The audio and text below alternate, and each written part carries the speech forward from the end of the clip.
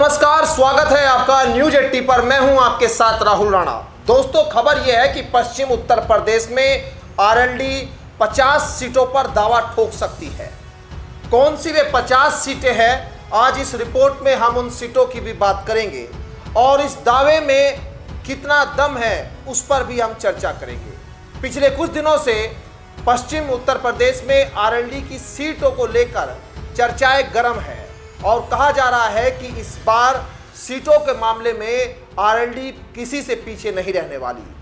आपने देखा होगा 2024 के लोकसभा चुनाव के बाद से आरएलडी का कद लगातार बढ़ा है। अब इसी को मद्देनजर रखते हुए आरएलडी 50 सीटों पर दावा ठोकने जा रही है। उत्तर प्रदेश विधानसभा चुनाव 2027 भले ही अभी दूर हो, लेकिन राजनीतिक दलों ने अपनी तैयारी तेज कर दी है। राष्ट्रीय लोकदल यानी आरएलडी भी पश्चिम उत्तर प्रदेश से लेकर कुछ अन्य क्षेत्रों में अपनी राजनीतिक जमीन मजबूत करने में जुटी है। ऐसे में भारतीय जनता पार्टी के नेतृत्व वाले एनडीए गठबंधन में सीट बंटवारे को लेकर चर्चाएं शुरू हुई है। राजनीतिक गलियारों में यह सवाल लगातार उठ रहा है कि आगामी विधानसभा चुनाव में आरएलडी कितनी सीटों पर दावा ठोक सकती है। लोकसभा चुनाव 2024 के बाद आरएलडी प्रमुख और केंद्रीय मंत्री जयंत चौधरी का राजनीतिक कद भी बढ़ा है। पश्चिम उत्तर प्रदेश में जाट, किसान और ग्रामीण मतदाताओं के बीच आरएलडी की पकड़ को देखते हुए पार्टी विधानसभा चुनाव में अधिक हिस्सेदारी की मांग कर सकती है। सूत्रों और राजनीतिक विश्लेषकों के अनुसार आरएलडी करीब 50 विधानसभा सीटों पर अपना दावा पेश कर सकती है, जिसकी तैयारी और जिसकी जानकारी पार्टी सूत्र के अनुसार मिल भी रही है। हालांकि अंतिम फैसला ये कहा जाता है बार बार कि राष्ट्रीय नेतृत्व को लेना है, जयंत चौधरी को लेना है, लेकिन ये भी कहा जाता है कि पार्टी अपने विधानसभा सीटों पर अपना दमखम कहाँ ज़्यादा दिखा सकती है, कहाँ वो मजबूती से चुनाव लड़ सकती है, किस सीट पर जीत का समीकरण बनता दिखाई दे रहा है, उन सीटों पर मजबूती के साथ एनडीए गठबंधन में वो दावा ठोकने की तैयारी में है। इन सीटों में कुछ मुख्य रूप से पश्चिम उत्तर प्रदेश के जिले शामिल बताए जा रहे हैं। जैसे मैं आपको शामली की बात करूं, कैराना की बात करूं, थाना भवन विधानसभा की बात करूं, ये वो सीटें हैं जहां समाजवादी पार्टी और रालोद गठबंधन में तीनों सीटें बीजेपी के हाथ से चली गई थी। अब यहीं पर 2 सीटें राष्ट्रीय लोकदल के पास है, शामली और थाना भवन।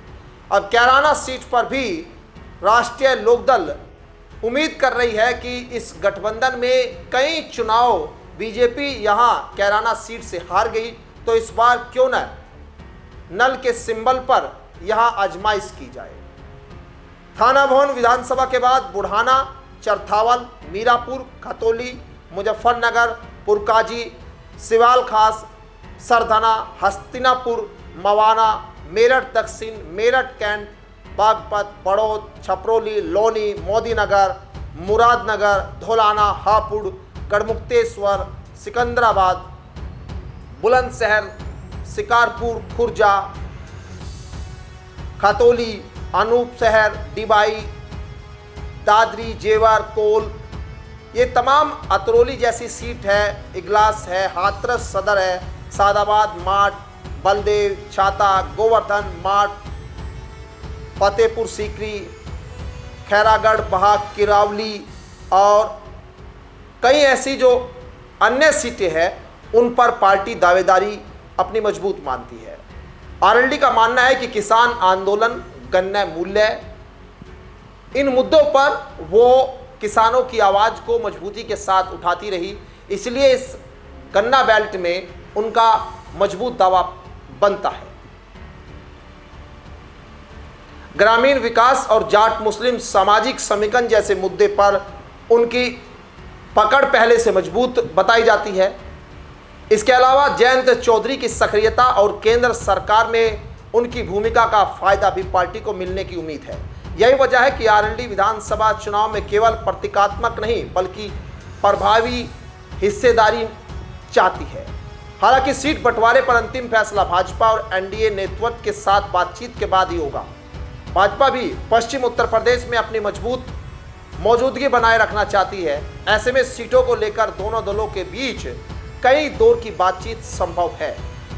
राजनीतिक जानकारों का मानना है कि यदि आरएलडी 50 सीटों की मांग करती है तो अंतिम समझौता इससे कम सीटों पर भी हो सकता है, लेकिन पार्टी अपनी राजनीतिक ताकत दिखाने के लिए बड़े दावे के साथ बातचीत की शुरुआत करना चाहती है। फिलहाल विधानसभा चुनाव में अभी समय है, लेकिन पश्चिम उत्तर प्रदेश की राजनीति में आरएलडी की भूमिका लगातार महत्वपूर्ण होती जा रही है। अब सबकी नज़र इस बात पर है कि 2027 के चुनाव से पहले एनडीए में सीट बंटवारे का फॉर्मूला क्या बनता है और क्या जयंत चौधरी की पार्टी को आखिर कितनी सीटें मिलती है।